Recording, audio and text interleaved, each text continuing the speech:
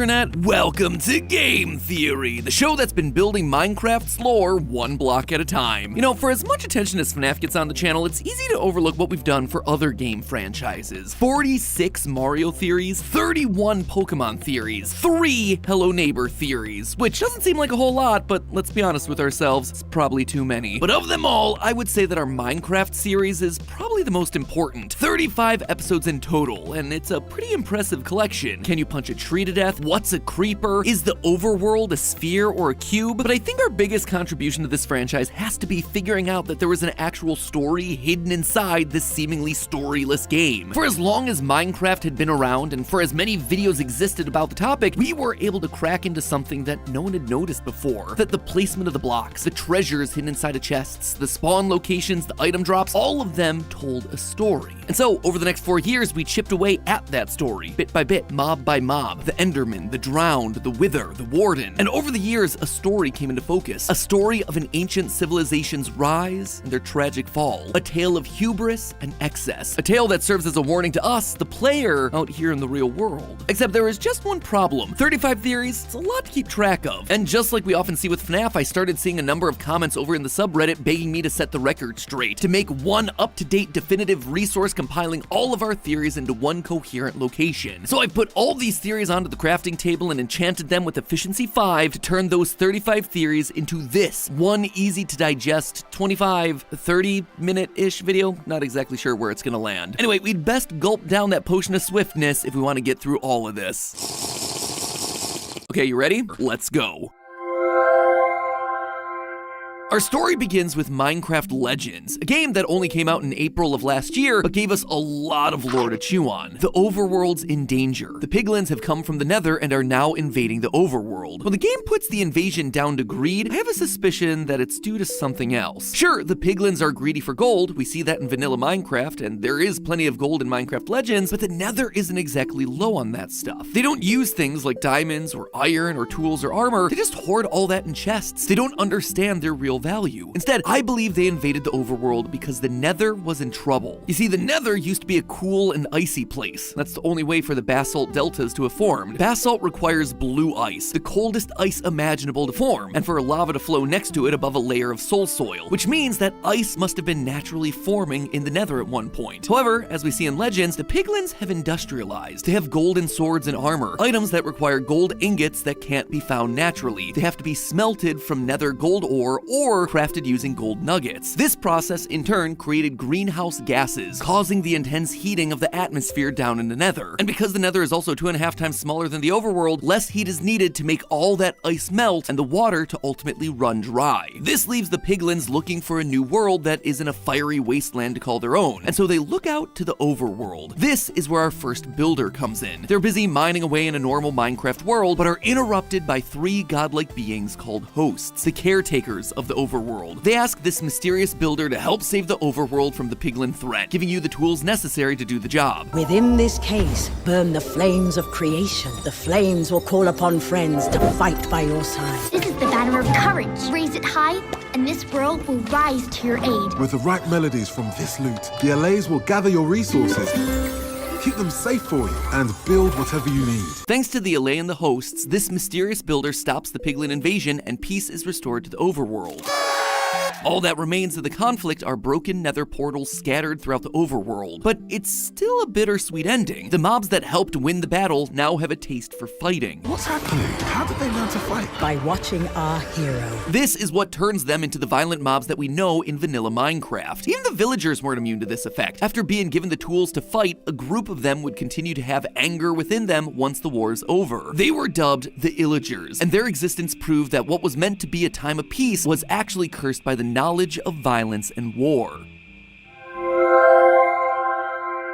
Thanks to the builder and their companions bringing peace, the hosts decide it's time to leave. There are endless worlds out there, waiting to be explored. Letting the builders be in charge of the world. So they begin to do what they did when the hosts first called them. They mine and they craft. They start a new civilization. They become the first of the ancient builders. And we see this on some of the Pottery shards from the Trails and Tales update. Pottery shards in the real world tell us the story of past civilizations. And so shards like Howl and Sheaf depict the earliest parts of the ancient builder society, where wolves were some of the first animals domesticated, and wheat was one of the earliest and easiest crops to grow. However, this rapid growth is the beginning of the ancient builders' biggest problem: over-harvesting and depleting the world of its natural resources. They needed food, and so they hunted the creatures from Minecraft legends like the regal tiger and Big Beak into extinction, completely destroying their habitats so they could build this new society. The same goes for resources like diamond, copper, and coal. At first, these were just lying around on the surface of the overworld, but by modern day, we're digging deep into the earth before finding just one block of diamond ore. This led to valuable resources becoming scarce and splitting the ancient builders into tribes based on their location and the natural resources around them. We see this in the shrs, which are scattered across different biomes, all depicting different resources and technologies. They become hoarders of their own specific resource, and thus trade begins between the tribes. Even the villagers, who used to just simply give the builders their resources, they also got in on the trading action and are still doing it to this very day. As time goes on, the ancient builders continue in their worship of the hosts, the godlike beings that brought them there, building structures like the desert and jungle temples, all with unique designs to demonstrate their different resources and culture, much like we see out in the real world. But the ocean tribe decided to take it a step further. This tribe of fishermen that we learn about from the Angler sherd built the massive ocean monuments, styled like a ziggurat, a structure that was used to connect the people to their gods. This was the ancient builders trying to reconnect with the hosts, hoping that they would maybe return and save them from this world that they created. They even built a replica of the Well of Fate atop the structure, made it out of the same prismarine, and placed an offering of gold at its core, the spoils of their victory against the piglins, all in the hope that it would bring the hosts back. What they don't realize, though, is that the real monster isn't other tribes, it's themselves. The fishermen continued to destroy the natural environment for resources, crafting and smelting tools and ore, causing pollution and eventually leading to massive flooding. They try desperately to protect their monuments, these temples that the hosts may one day return to, and so they fill these monuments with sponges, trying to hold back the rising water, but it's too much for them to handle. The water keeps rising, and they can't hold it back from filling the monuments. But they don't give up. Pottery sherds found in cold underwater ruins like Blade, Explorer, and Plenty reveal that this tribe was more than just fishermen, they were pirates. They would go from village to village trying to gather resources that they had squandered, which led to other tribes like the Desert Tribe fighting back. Mine and prize sherds found in the desert temples depict the tribe creating mine shafts, now needing to go deep underground to find the precious materials that were once so easy to find. So with pirates on the loose, looting and pillaging, they needed to find a way to protect their resources, and they found that protection with a creature that they once called an ally. We see their face chiseled into the sandstone walls of their temples, a creature with the ultimate defense system, the Creeper. The Desert Tribe booby-trapped their temples with TNT, similar to how real-world pyramids use traps to scare away thieves, though not quite as explosive. If anyone tried to take their valued possessions, the TNT would be their last failsafe. No one was gonna mess with this tribe and get away with it. But the pirates were really only after one thing. Within the shipwrecks you find across the overworld, there are chests containing treasure maps. These maps can lead you to buried chests containing the Heart of the Sea. The Heart of the Sea, when crafted with 8 nautilus shells, can create a conduit, an item capable of giving anyone in the area water-breathing, night vision, and haste. This was the ocean tribe's final hope of surviving the constantly rising water. And while the pirates looked for this treasure, the fishermen that stayed back home created the Guardians, machine bodyguards for their sacred temples as a last resort of protecting it. Given the state that we find the ocean monuments in vanilla Minecraft, we know that they weren't successful. The pirates didn't find the treasure in time, and so the fishermen left behind in the monuments become trapped in water and transformed into the drowned, still carrying nautilus shells as well as tridents, ancient tools for fishing. They continue to stay by their monuments, never having their call for help answered by the hosts. All they have left are the Guardians, who still recognize their creators and don't attack. Sadly, the fishermen weren't the only tribe to be facing hardship. After seeing the devastation that the ocean tribe had caused to themselves in spite of their constant prayers, the Desert Tribe gave up on the hosts ever returning and took matters into their own hands. The desert temples depict the Ankh, a symbol of life. This is what the Desert Tribe dedicated their time and effort towards. Rather than waiting for the hosts to return, they wanted a way to preserve their lives and resurrect those who had already died. But how could they do that? Well, the builders were reminded of the spawners given to them by the hosts. These spawners could create mobs from nothing but stone and wood, but they required an energy source to fuel the flames of creation, and that fuel was lapis lazuli, and the only way they knew how to get it was from war, killing piglins. That's when the Desert Tribe realized something that ancient cultures in our own world used to believe, that lapis contains the souls of gods and monsters. This is what the ancient builders needed, and to get it, they needed to go to the home of the piglins to collect more of this magical stone. They needed to go to the Nether.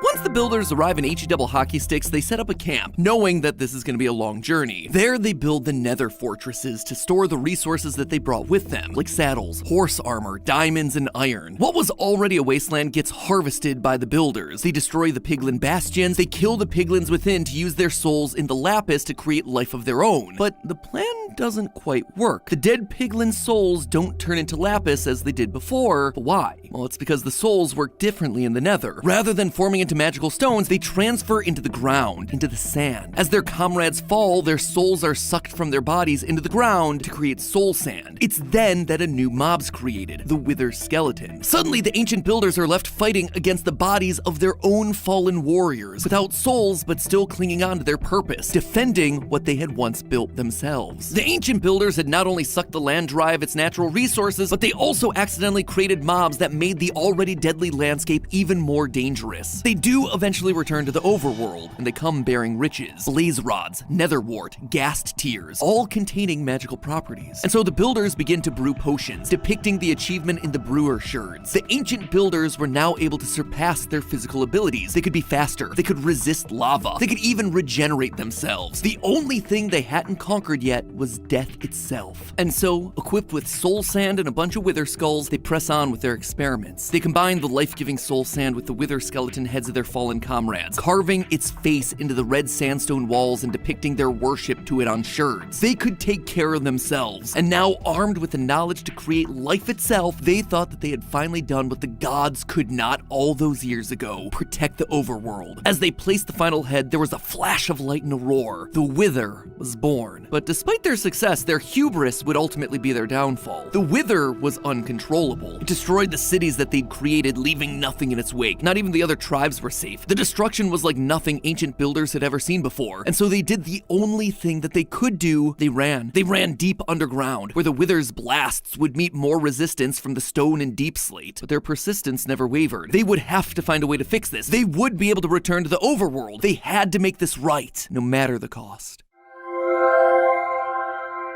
Once again, the ancient builders were forced to start over, rebuilding a civilization that we now know as the Ancient City, a wide underground space that contains fragments of the builders' past adventures. Items like soul lanterns and soul torches are used to light the city, powered by the souls from their time in the Nether. Enchanted items and potions of regeneration from their successful experiments at brewing can be found in the chests. Despite the circumstances, the builders found happiness. They would dance in the streets with music from Disc 5 playing in the background. At least they would, until fate once again came banging on their door. A builder would go off mining some materials one day when they would hear something familiar, something that sends a bolt of fear through their bodies. The wither had found them. He ran home to warn the others. The city sounds the sirens and soldiers begin to march. The ancient builders are preparing for war once again. The explosions grow louder and louder. The wither is slowly blasting its way through their intricate cave system. Fortunately, they'd planned an escape route. In the center of the ancient city is a large circular structure. The smaller versions of these found within the game files call these small portal statues. And if these are in fact small portals, then the large one in the city center must be a real portal, a big one. Underneath the portal, redstone circuits are found. These were experiments using different kinds of power output to try and ignite the portal, but up to this point, nothing had worked. So instead, they decided to turn to the most powerful source of energy they knew of: souls. Directly underneath the portal are blocks of soul sand that are lit. As the wither gets closer and closer, breaking through the final wall into the city, the portal finally ignites. But instead of celebration, there's nothing but stunned silence. Something is coming out of the portal. A horrifying creature with no eyes that lives off the power of souls, storing them in its chest cavity, the Warden. Now they're just left with the Godzilla vs. King Kong situation, two powerful beings duking it out. And then the builders hear it, a cry that they never thought they'd hear, the death cry of the wither.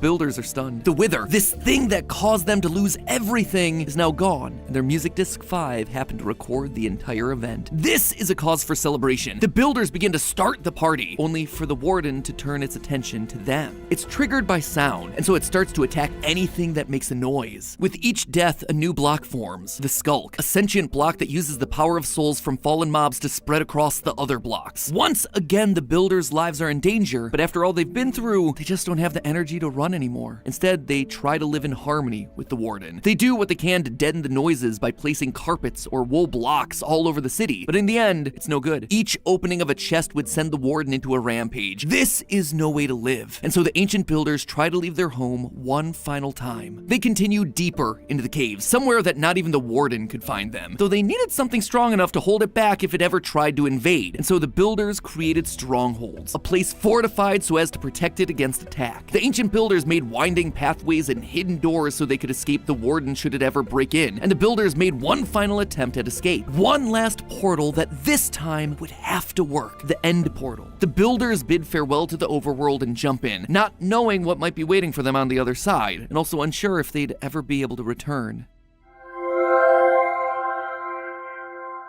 The ancient builders enter this vast void of open space and begin to set up their new lives, building fortresses to house their resources, loot chests containing enchanted armor and weapons, diamonds and diamond-plated armor, more advanced tools since the days of the Nether, ready to conquer whatever fearsome foes might come their way. Enter the Ender Dragons. And that's dragons, plural. Thanks to the amount of Ender Dragon heads mounted on end ships, we can tell that this used to be a plentiful species. The ancient builders came to the end and saw these majestic beasts, how they had complete control over the skies, and they wanted that power for themselves. They wanted to conquer the sky, which until now had been impossible, so they hunted down the dragons and used their wings to create elytra, another resource found in the end ships. These were the builders' prized possessions, so they continued to hunt these creatures to near extinction, much like they had done with other species in the past. It would seem that history continues to repeat. But the builders eventually realize that they're making a mistake. They see how they're bringing an entire species to extinction, and they want to right their wrongs. They use their technology and knowledge from past adventures, using the regenerative powers of the gas tier to create end crystals atop tall obsidian pillars. This will continually regenerate the last ender dragon, ensuring that it never dies. The ancient builders can now rest easy knowing that they had saved a species, sort of. Without a mate, it would always have a population of one. And it seems like their sins eventually caught up to them. Food was yet again becoming scarce, but not all hope was lost. Defeating an ender dragon creates a portal back to the overworld. A few brave souls go through, but most others stay in the end. Although they were running out of supplies, there was one crop that was endlessly plentiful, chorus fruit, but it had some strange side effects. This constant diet of a fruit with teleportation properties causes the ancient builders to slowly evolve into the Endermen, now able to teleport across time and space itself. But this comes at a cost. With this transformation, they slowly forget how to build, though they never truly forget how to pick up the blocks. And this is where the ancient builders spend the rest of their days, a race teleporting through time and space, picking up blocks, the remnants of a once great civilization brought down by their own pride.